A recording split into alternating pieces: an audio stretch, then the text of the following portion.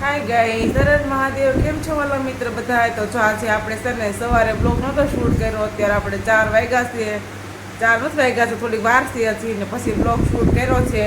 કેમ કે આજે મારા નાની બેન છે ને તેમના દિયરની સગાઈ છે. તો આપણે જો સગાઈમાં જવા માટે એકદમ જો રેડી થયા છે. આપણે સગાઈમાં જવાનું છે.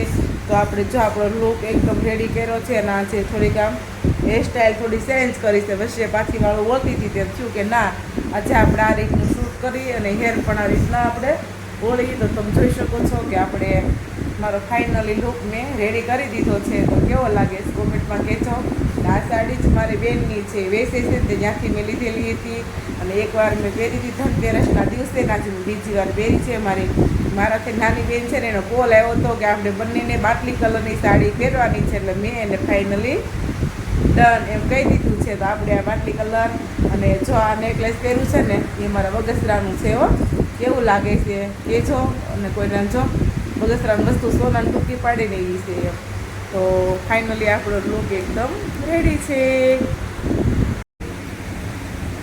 મારા હસબન્ડની ભૂખ લાગી હતી તો મારા મોલું છે ને ચા અને બિસ્કીટ એને ખવડાવે છે. તો તમે જોઈ શકો છો કે ચા બિસ્કીટ એને ખવડાવે છે. હું રેડી થઈ ગઈ હતી ને તો કે વાલી તારે નથી કંઈ કરવું એ કે નકર તારો લુક ખરાબ થઈ જશે. તો એટલું મારું ધ્યાન રાખે છે, તમે જોઈ શકો છો.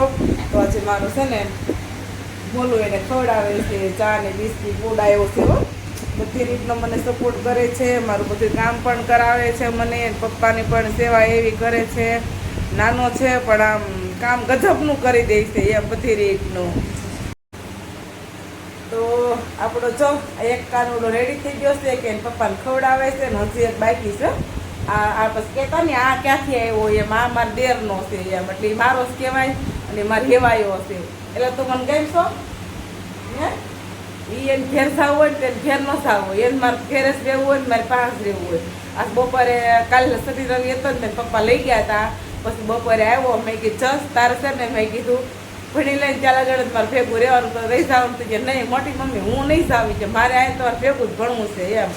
તો કાંઈ છોકરાને દિલ તો ન દુખાવાય આપણે.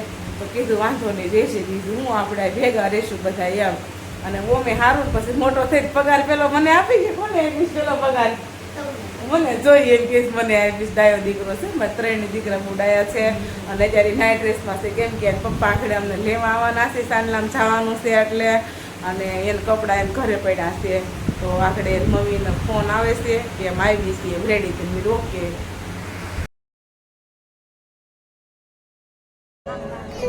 આપણે પહોંચી ગયા ચાંદલાની વિધિની અંદર અને ધીમે ધીમે ગેસ્ટની એન્ટ્રી થતી હતી. તો જો આપણે બધું લોકેશન ધીમે ધીમે લેતા હતા અને સામે તમે જોઈ શકો છો નવી વહુને ચુંદડી ઓઢાડતા હતા અને પગમાં ચણા પહેરાવતા હતા ને બધી રસમો હાલતી હતી. અને બધા મહેમાન આવતા હતા, બધા ખૂબ એન્જોય કરતા હતા. અને આ મારા મમ્મી છે, એની હાથમાં છે ને મારી બેનની પ્રિન્સીસ છે. અને હવે આપણે આવી ગયા જમવામાં જો શ્રીખંડ પતી ગયો હતો તો એમાં આપણે ખાવાનો હતો, થોડો ખાઈ લીધો. અને રોટલી હતી ખૂટતી નહોતી અને ભજીયા હતા મસ્તીના.